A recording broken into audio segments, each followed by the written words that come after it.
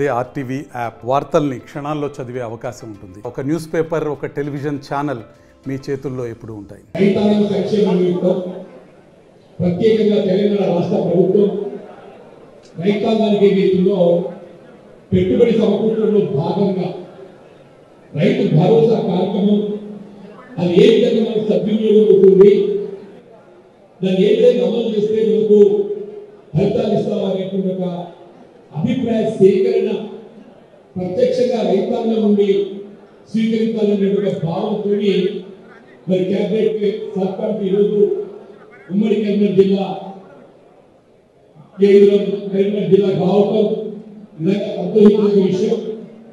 ఈ కార్యక్రమ నిర్వాహకులు సభాధ్యక్షులు జిల్లా ఇన్ఛార్జ్ మంత్రులు ఉత్తమ్ కుమార్ రెడ్డి గారు, పెద్ద వ్యవసాయ శాఖ మంత్రులు, స్వయంగా వారు కూడా ఒక రైతు యొక్క సమస్యలు ప్రత్యక్షంగా తెలిసినటువంటి తుమ్మల నాగేశ్వరరావు గారు, ఇప్పుడు పెద్ద ఉత్తమ్ కుమార్ రెడ్డి గారు పేర్కొన్నారు. మన అసెంబ్లీ ఎన్నికల ముందు ఏదైతుందో మన అఖిల భారత కాంగ్రెస్ నాయకులైనటువంటి రాహుల్ గాంధీ గారు వరంగల్ డిక్లరేషన్ సందర్భంగా రైతాంగాన్ని అప్పుల ఊబిలో నుండి వెలికి తీయాలి, రైతులు ఆదుకోవాలనే భావన సంకల్పంతో ఏదైతుందో ఏకమొత్తంగా 2 లక్షల రూపాయల వరకు రుణమాఫీ చేయాలి, కాంగ్రెస్ పార్టీ ప్రభుత్వం రాష్ట్రంలో అధికారికి వస్తే చేయడం దొరుకుతుందని చెప్పి పేర్కొనడం జరిగిందో అందరూ కూడా ఆశ్చర్యపోయారు. అంతకుముందు ఏదైతే కేవలం 1 లక్ష రూపాయల రుణమాఫీ, అది కూడా యూపీఏ ప్రభుత్వ హైలోనే మనం చూడటం జరిగిందని చెప్పి అంటున్నాను.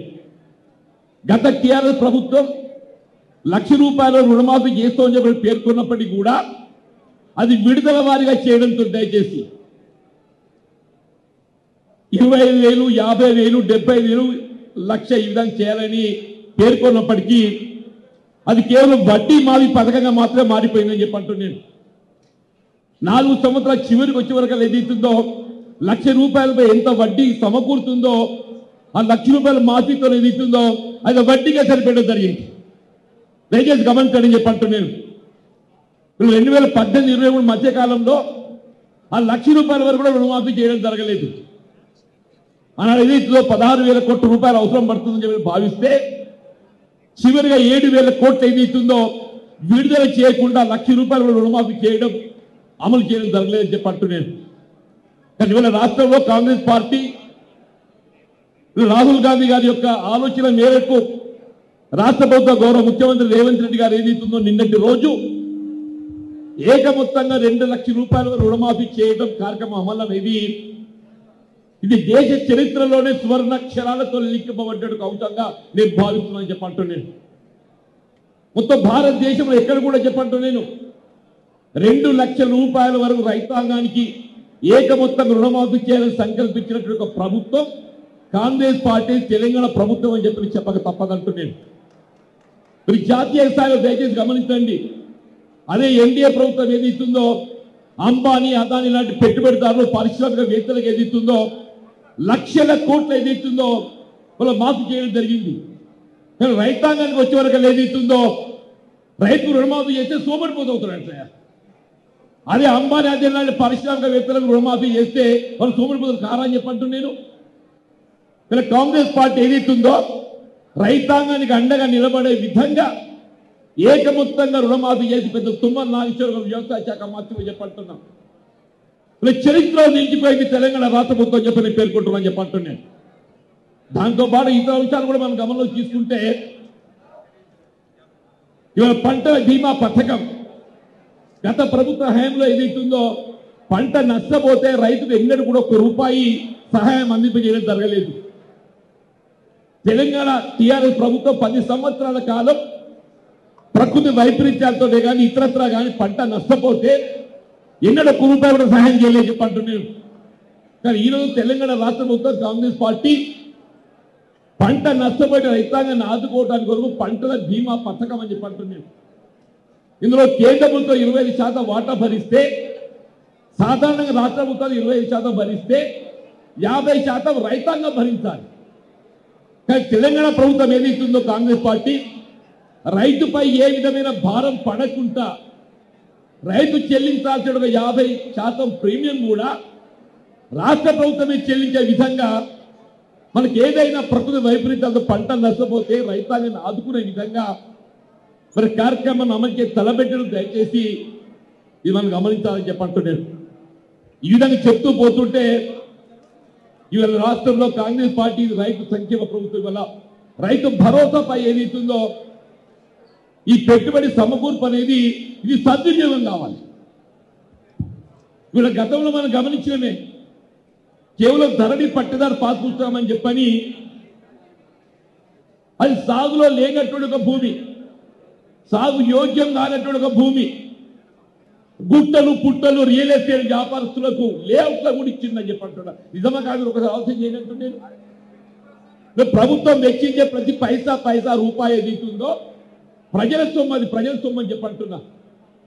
ప్రభుత్వం వెచ్చించేటువంటి ఒక ప్రతి కార్యక్రమం రైతాంగానికి ఏదైతుందో అది చేయుతనివ్వాలి, మనకి ఏదైతుందో ఉపయోగపడాలని చెప్పంటున్నాం. ఆ అభిప్రాయ సేకరణకి వాళ్ళు ఏదైతుందో మరి క్యాబినెట్ సబ్ కమిటీ మన ముందుకు రావడం జరిగింది అంటున్నాం. దయచేసి గౌరవ వ్యవసాయ శాఖ మంత్రులకు ఏదైతుందో మనం సమకూర్చే ఒక పెట్టుబడి సద్వినియోగమయ్యే విధంగా చెప్పంటున్నాను. ఇవాళ చిన్న సన్నకారు రైతులు ఉంటారే, చిన్న సన్నకారు రైతుకు ఏదైతుందో ప్రభుత్వం ఆసరాగా నిలబడాలి. ఇవాళ పెద్ద పెట్టుబడిదారుల గురించి పెద్దగా మనం ఆలోచన చేసే అవసరం ఉంటుందని నేను భావిస్తాను చెప్పంటున్నాను. కానీ ఒకటి మాత్రం నేను చెప్తా, మరి దీని పరిమితి అనేది మనం 5 ఎకరాలు పెడతామా 10 ఎకరాలు పెడతామా ఎంత అనే సమస్య కాదు. అది 5 ఎకరాలు అయినా కానీ ఏదైతుందో రైతు దాని పట్ల ఏదైతుందో సంతృప్తి వ్యక్తం చేస్తాడు. అది వాస్తవంగా ఏదైతుందో సద్వినియోగం కాబడాలని చెప్పంటున్నాను. ఆ దిశగానే మనం ఒక్కసారి కేంద్ర ప్రభుత్వంతో పోలిస్తే ప్రధానమంత్రి కిసాన్ యోజన ప్రతి రైతు కేవలం 6,000 రూపాయలు మాత్రం సమకూర్చగలుగుతుంది. ప్రధానమంత్రి కిసాన్ యోజన రైతు కమతం ఎంతున్నా కానీ ఆయన కల్పించేది కేవలం 6,000 రూపాయలు మాత్రమే చెప్పంటుంది. మనం ఇక్కడ ఒక ఎకరానికి ఎంత ఇస్తున్నాం, ఎంత ఇవ్వాలని సంకల్పిస్తున్నాం. పంటకు 7,500 అంటే 2 పంటలు కలిపి 15,000 రూపాయలు చెప్పంటుంది. ఒక 5 ఎకరాలకే గట్ట 15,000 రూపాయలతో లెక్కిస్తే 15,000 ఇంటూ 5 ఎకరాలు ఎంత అవుతుంది? 75,000తో చెప్పండి, 75,000తో చెప్పంటున్నాను. అదే కేంద్ర ప్రభుత్వం ఎంత ఇస్తుంది? 6,000 మాత్రమే చెప్పంటున్నాను. వీళ్ళ రాష్ట్ర ప్రభుత్వం మీద 5 ఎకరాలకి ఇవ్వాలని సంకల్పించినా కానీ అది రైతు చేరే మొత్తం ఏది ఇస్తుందో 5 ఎకరాలు ఇంటూ 15,000 పంటకు 7,500 చొప్పున 2 పంటలు 15,000 అయితే 75,000 అవుతుందని చెప్పంటున్నాను. ఒక దేశంలో ఎక్కడ కూడా ఏదైతుందో ఇంత పెద్ద ఎత్తున పెట్టుబడి సమకూర్చే ప్రభుత్వం ఉందని అయితే భావిస్తా చెప్పంటున్నాను. ఒకటి మాత్రం విజ్ఞప్తి చేస్తున్నారు గౌరవ మంత్రి గారికి, మీరు పరిమితి ఎంతైనా ఇబ్బంది లేదన్నా మీరు నిర్ణయం తీసుకోండి. కానీ ఏదో 5 ఎకరాలు మనం నిర్ణయిస్తే 5 ఎకరాలు పైబడ్డ రైతాంగం కూడా కొద్దిమంది ఉంటారు. ఆ 5 ఎకరాలు పైబడ్డ రైతాంగానికి 5 ఎకరాలకే పరిమితి. You limit them for that 5 acres only. మనం ఎంతైతే నిర్ణయిస్తామో ఆ నిర్ణయానికి ప్రతి రైతు కొంత మనం పెట్టుబడి సమకూర్చబడే విధంగా అమలు చేయగలిగినట్టయితే ప్రతి రైతు సంతృప్తి ఉంటాడని చెప్పి భావిస్తూ చెప్పంటాను. రైతు అందరిలో మీరు ఆలోచించండి చెప్పంటున్నాను. పరిమితి ఎంత అనేది కాదు, పరిమితి 5 ఎకరాలైనా సంతృప్తి ఉంటాడు రైతు. 15,75,000 అని చెప్పంటున్నాను. 5 ఎకరాలు మించిన రైతు ఎవరైనా ఉన్నా కానీ ఏది ఇస్తుందో ఆయనకు 5 ఎకరాలకే పరిమితి చేయండి. పరిమితి చేసి మనం ఏదో పెట్టుబడి సమకూర్చినట్టయితే అది కొంత మనకు ఉపయోగకరం ఉంటుంది. ఒక భావన అభిప్రాయాన్ని నేను వ్యక్తం చేస్తూ అని చెప్పంటున్నాను. దయచేసి ఇంత మంచి కార్యక్రమం నేను ఇవాళ ఒక ప్రజాప్రతినిధి కాకుండా ఒక రైతు బిడ్డగా మాట్లాడుతున్నాను చెప్పంటున్నాను. నిన్నటి రోజు మీరు అమలు చేసి తలపెట్టినటువంటి రుణమాఫీ కార్యక్రమం మా జగిత్యాలలో ఏదైతే జిల్లా కాంగ్రెస్ పార్టీ ఆధ్వర్యంలో పెద్ద ఎత్తున ఏదైతుందో మీరు సంబరాలు చేయడం జరిగిందని చెప్పండి. అందులో కొన్ని ఏదైతుందో మనకి ఇబ్బందులు ఎదురవుతున్నాయి. దయచేసి గౌరవ మంత్రి గారు, మనకి నిన్నటి రుణమాఫీలో కొన్ని ఇబ్బందులు ఎదురవుతున్నాయి. ఆధార్ లింక్ అనేది ఏదైతుందో ఇబ్బంది ఏర్పడి కొద్దిమందికి ఏదైతే లిస్ట్లో పేరు తగ్గిపోతుంది. మన 90% farmers are getting 90% farmers list is executed. ఎక్కడో 5% 10% ఏదైతుందో ఆధార్ లింకేజ్ కానీ ఇతరత్ర కారణాలతో తప్పిపోయినటువంటిది ఏదైతుందో మన 90% ఏది 10% ఏదైతుందో మన సమస్య ఉత్పన్నం కాకూడదు. కాబట్టి దయచేసి ఆ విధమైనటువంటి కార్యక్రమం చేపట్టాలని చెప్తూ మరి రైతు భరోసాపై దయచేసి రైతాంగం కూడా మీరు ఆలోచించండి. రైతు సంక్షేమం కొరకు ఇలా తెలంగాణ రాష్ట్రంలో చేపడుతున్నటువంటి కార్యక్రమం సత్య ఫలితాలు ఇచ్చే విధంగా మీ అభిప్రాయ సూచనలు తెలియజేయాలని పని కోరుతున్నకి అవకాశం ఇచ్చినందుకు నేను ధన్యవాదాలు చెప్తూ సెలవు తీసుకుంటున్నా. మరిన్ని వీడియోస్ కోసం ఛానల్ ని సబ్స్క్రైబ్ చేయండి, లేటెస్ట్ అప్డేట్స్ కోసం వాట్సాప్ ఛానల్ ని ఫాలో చేయండి అండ్ లింక్ డిస్క్రిప్షన్ లో ఉంది.